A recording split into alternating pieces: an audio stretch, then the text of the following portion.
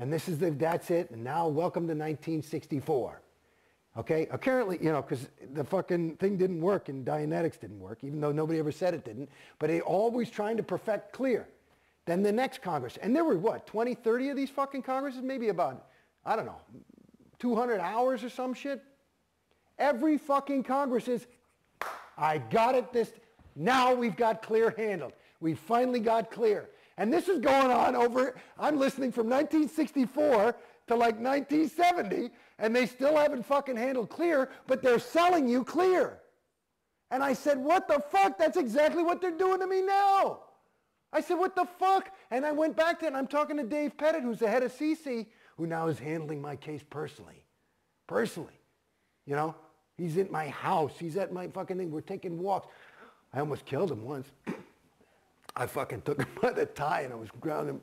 But I fucking, you know, Jason, please don't. Oh, God. I actually secretly recorded it. It's funny. I have it on audio tape. But oh, fucking thing. Because he didn't want me to leave. Please don't leave. Please don't leave. I said, motherfucker, get out of the way or I will fucking kill you. And he wouldn't get out of the way, so I took him by the tie and put him down on the floor, and then I walked out. But, because it'll get you pissed. But that's how mad I was. I mean, I was fucked up. It's one thing to feel unhappy from, I mean, I walked into Scientology. Remember, I was on the top of the thing. It must have been false, though. I mean, I was fucking happy. And I'm fucking unhappy. And they're paying me, they're making me pay to get fucked up. And they're telling me what's wrong with me. And that's another fucking thing. They won't tell you what the next thing is. And I'm like, believe me, it's good. So you got to fucking buy the thing for 50 G's a pop or whatever. And it's wrong. Oops, made a mistake. We're going to do this now. I mean, are you fucking crazy? Do you see how stupid I was? I mean, it's like, oh my God. And that's the game. And I'm telling you, that's the game. So at any rate, the Congresses helped me out because I said, what the fuck? Because I never met LRH and I figured he was good. I figured Scientology works. It's just these fucking mortals can't fucking give me Scientology. If Scientology works 100% of the time, this ain't fucking working, so I'm not getting Scientology. And that's what I said to him. I said, that's why I said you guys should give me the fucking money. It's one thing to make a fucking mistake, but, you know, let's say the last fucking 600 grand was a fucking mistake. I mean, I feel like I got a case because if Scientology works and they agree this didn't work, I bought Scientology, then you should give me my fucking money back. And there's nothing to indicate that they have any fucking hope for my case now. So I just said, you know, babies, let's just, and it took me, I was trying to be nice. I mean, 6, 8 months, I was saying, why don't we just let me go? Just let me go. Just let me go. You know, I think it's better. You don't want to get into a whole fucking thing with me. And they would. And they had to keep changing terminals. Because I'm talking about big fucking terminals. Because I would put doubt in their universe. Because you can't argue with my story. When you saw what happened to fucking me, and you're a trained auditor, and you look in my fucking folder, they fucked me up. I'm talking about insane. I'm like, I mean, I've never been like that in my life. I walked out, I was like, hey, hi. I was never shy. I was never introverted or anything. I'm sitting there like, I'm fucked up now. You know what I mean? And so, I mean, they fucked me the fuck up. Well, the way out's the way through. I mean, there's no reason to get in that room. Maybe that was the hidden deep shit. I'm looking at my kid. He's 5 years old. He's a happy fucking guy. He's not fucked up yet. He might get fucked up later. Are you sure you were fucked up? Maybe you were just PTS to an SP. Well, that's what I'm saying. And that's the other thing. I had this big fucking car accident. In the middle of OT5, I nearly died. I was in a coma for 3.5 weeks. I mean, I was fucking like, everybody thought I was going to die. So, of course, we got to find my PTS terminal. That happened 8.5 years ago, okay? And I got out of Scientology a year. In the last 7.5 years in Scientology, still no fucking PTS item until I finally said, it's you guys. And they couldn't deny it. I said, look at the data. Are you sure it's not that person? He's gay. I mean, that's what somebody told me. I mean, that's how naive some of these people. That's a what do you call it?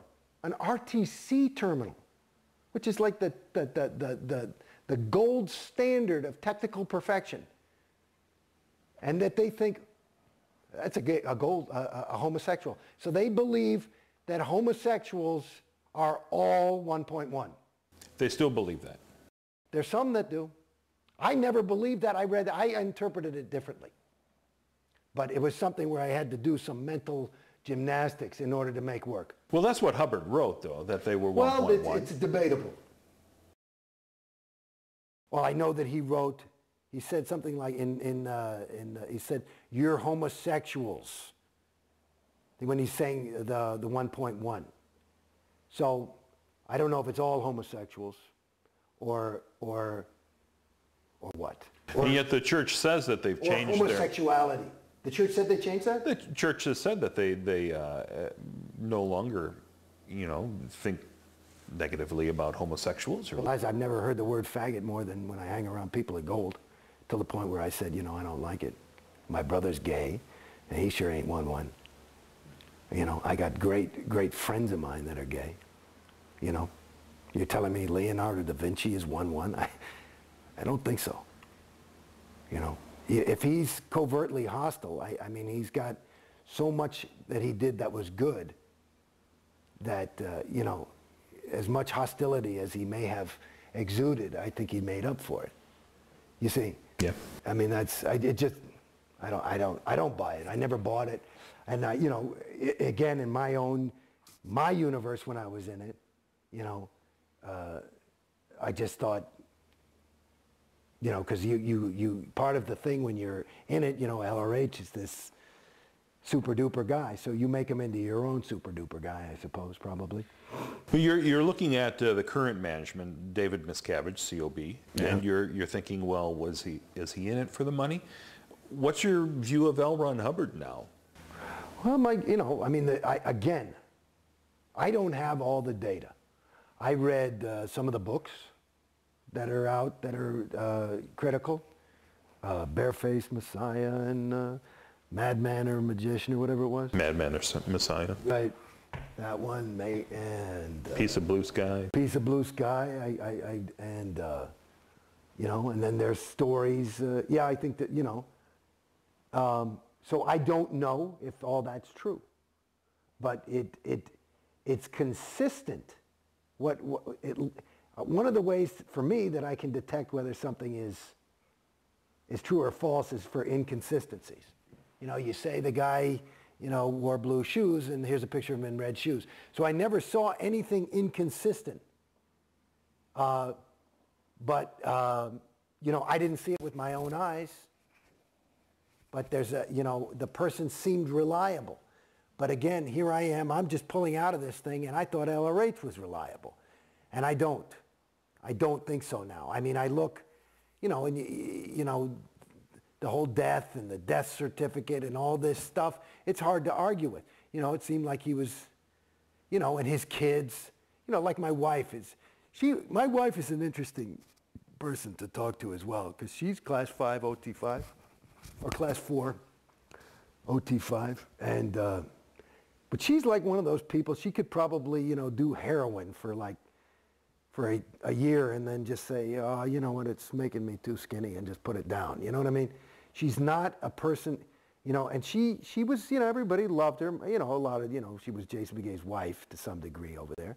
But she's a remarkable person in her own right. And one of the ways is that she just doesn't, she's one of those people you just can't brainwash.